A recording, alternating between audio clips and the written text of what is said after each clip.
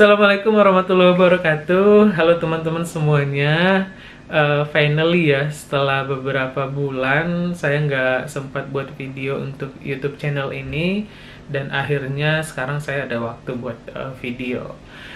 Dan yang akan dibahas pada video kali ini adalah tentang tips dan trik menghadapi tes wawancara SKB CPNS untuk formasi dosen, dan terlebih lagi yang ngambil di perguruan tinggi vokasi ataupun politeknik. Nah, jadi tahun lalu juga saya sudah mengalami ataupun mengikuti tes ini, dan hasilnya juga saya rasa sangat bagi saya itu maksimal. Saya mendapatkan ranking 1, dan sepertinya saya bisa sharing buat teman-teman semuanya. Ini merupakan pure pengalaman saya. Kalau misalnya teman-teman merasa layak untuk dijadikan sebagai referensi, boleh. Tapi kalau misalnya nggak layak, ya nggak masalah gitu. Jadi ya kita santai aja gitu. Oke, tapi sebelumnya saya ucapkan kepada teman-teman semuanya yang sudah lolos SKD, terus sudah ikut SKB yang untuk CBT-nya, dan sekarang udah mau ke wawancara. Saya ucapkan selamat, semoga nanti tes wawancaranya juga lancar dan hasilnya juga nanti maksimal. Oke, saya buat video ini sebenarnya karena beberapa waktu terakhir ini ada beberapa DM dan juga WhatsApp yang masuk ya. Jadi ada yang nanya, sharing dong terkait gimana kemarin pada saat tes wawancara untuk CPNS gitu kan. Jadi ya saya jawab di sini pertanyaan teman-teman. Mohon maaf saya nggak bisa balas satu-satu di DM ataupun di WhatsApp. So sibuk ya gitu, so artis gitu, nggak juga sih. Tapi memang belum sempat aja untuk ngebalas, dan semoga video ini bisa menjadi jawaban dari pertanyaannya teman-teman gitu. Oke, langsung saja ya kita ke tipsnya. Jadi untuk wawancara ya teman-teman, nanti akan ada interviewer dari instansi yang kita tuju. Nah, kalau saya dulu kan tujuannya adalah Politeknik Negeri Lampung. Jadi yang mewawancara adalah direksi dari Politeknik, dan waktu itu ada Pudir 1, pembantu direktur 1, dan juga pembantu direktur 2 gitu. Mereka yang berdua yang mewawancarai saya. Nah, apa aja pertanyaannya? Nah, ini akan kita bahas.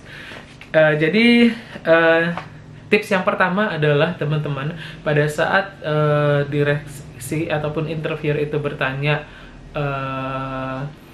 hal yang perlu kita jawab adalah hal-hal yang sifatnya menjual, dalam tanda kutip yang menjual diri kita gitu. Nanti kan akan ada tuh pertanyaan-pertanyaan. Misalnya yang pertama nih, yang paling basic adalah perkenalkan diri Anda gitu kan. Nah, jadi pada saat perkenalkan diri Anda ini kita sudah mulai menjual diri kita gitu loh. Jadi kalau saya dulu misalnya perkenalkan, nama saya Damara Saputra Siregar dari Sumatera Utara. Saya alumni. Nah, saya langsung perkenalkan pendidikan saya gitu loh. Saya alumni S1 atau D4 dari Universitas Riau untuk jurusan Usaha Perjalanan Wisata, dan juga ngambil S2 di Institut Teknologi Bandung Perencanaan Kepariwisataan. Sempat bekerja di tour travel sebagai tour planner dan juga tour guide dan tour leader 2 tahun, dan juga sempat ikut International Conference pada saat S2 di Beijing. Nah, saya jawabnya seperti itu. Jadi kayak udah mulai menjual gitu loh teman-teman, sehingga si interviewer juga akan merasa tertarik terhadap kita gitu. Nah, nanti juga akan ada tuh pertanyaan gini teman-teman, kenapa Anda lebih pantas atau lebih cocok untuk diterima dibandingkan dengan pesaing Anda yang lain gitu. Itu juga nanti akan ditanya gitu loh. Jadi artinya teman-teman juga harus mencari tahu backgroundnya saingannya teman-teman gitu.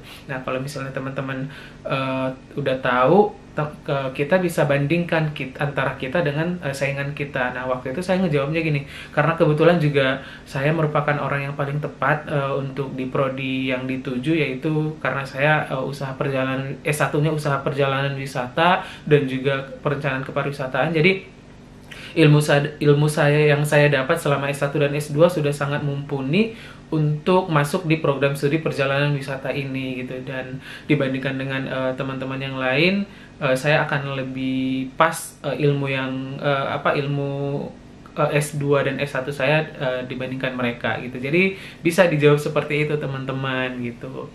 Jadi itu tipsnya teman-teman. Jadi teman-teman bisa menjawab pertanyaan-pertanyaan yang benar-benar sifatnya menjual gitu.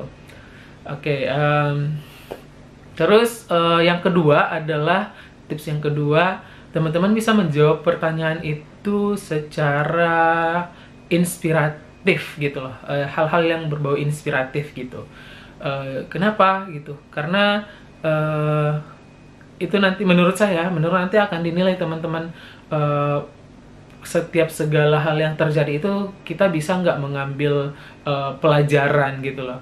Nah, langsung aja deh ke pertanyaannya. Misalnya nanti kan teman-teman bakal ditanya tuh, kenapa teman-teman memilih untuk jadi PNS gitu kan. Nanti akan ditanya tuh teman-teman. Jadi kalau saya dulu ngejawabnya kenapa jadi PNS, saya jawab berdasarkan kisah inspiratif dari bapak saya gitu kan. Karena bapak saya dulu adalah seorang PNS, dan beliau saya merupakan saksi mata beliau berkontribusi buat negara ini, berkontribusi karena beliau jadi seorang tenaga pendidik di SD gitu kan. Dia berkontribusi buat Indonesia. Dari segi materi juga keluarga saya berkecukupan, meskipun sederhana tapi terjamin hidupnya gitu kan. Jadi dari kisah itu saya ambil pelajaran bahwa saya ingin menjadi seperti bapak saya gitu kan. Jadi saya jawabnya seperti itu dulu.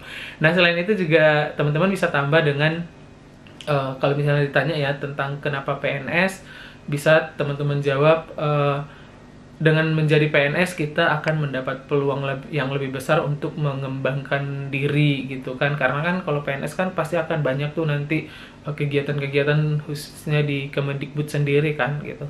Akan banyak nanti wadah-wadah yang untuk kita mengembangkan diri, baik itu pelatihan, workshop dan lain sebagainya gitu. Jadi teman-teman bisa menjawab seperti itu. Selain itu juga teman-teman bisa jawab dengan menjadi PNS kita akan banyak dapat link ataupun jaringan di kampus-kampus lain seperti itu. Jadi teman-teman bisa jawab. Nah, nanti bakal ditanya juga tuh kenapa mesti PNS, di swasta kan bisa gitu kan. Kira-kira jawabannya seperti apa? Tapi kebetulan pada saat saya nggak ditanya sih kenapa nggak di swasta gitu. Tapi teman-teman bisa jadi nanti ditanyain. Mungkin teman-teman bisa jawab, ya itu tadi, teman-teman bisa jawab kalau misalnya PNS kan akan peluang untuk mengembangkan dirinya itu akan lebih besar dibandingkan di swasta ya gitu kan. Karena pemerintah otomatis akan lebih prioritas kepada pegawai-pegawai negeri gitu kan untuk pengembangan dirinya gitu.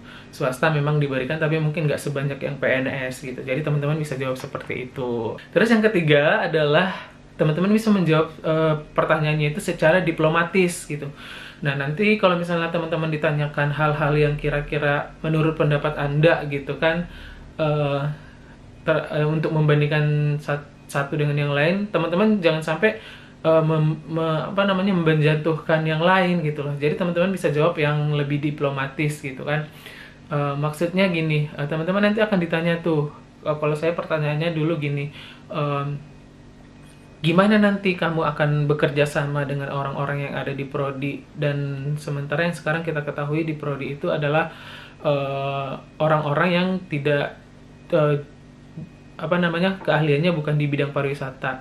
Nah, jadi ini artinya teman-teman ya, jadi teman-teman juga harus mengetahui ya seluk-beluk yang ada di prodi tersebut gitu. Sebelum teman-teman wawancara sudah harus dicari tahu tentang prodinya dan juga tentang kampusnya gitu. Karena ditanyakan juga pada saat wawancara, nanti ditanyakan, misalnya kasus saya ini kan, ditanyain di prodi pariwisata yang sekarang ada beberapa orang bahasa Inggris yang bukan orang pariwisata. Nanti gimana kamu akan bekerja sama dengan orang yang ada di prodi. Nah, jadi saya jawabnya bukan jawabnya secara diplomatis saja, bukan menjatuhkan mereka gitu. Jadi saya jawab gini, Ya kita bisa berkolaborasi, kita bisa bekerja sama sesuai dengan kapasitas dan kemampuan masing-masing. Dan sebenarnya dengan perbedaan-perbedaan itu ya kita bisa membuat suatu tim kerja yang lebih kuat gitu loh dengan adanya perbedaan itu. Dan pariwisata juga kan sangat kental dengan bahasa Inggrisnya gitu. Jadi orang-orang bahasa Inggris bisa sangat membantu sekali untuk kemajuan prodi gitu kan. Jadi jangan sampai kita apa namanya ya membuat hal-hal yang negatif terkait yang dibandingkan tadi gitu. Jadi teman-teman bisa jawab seperti itu.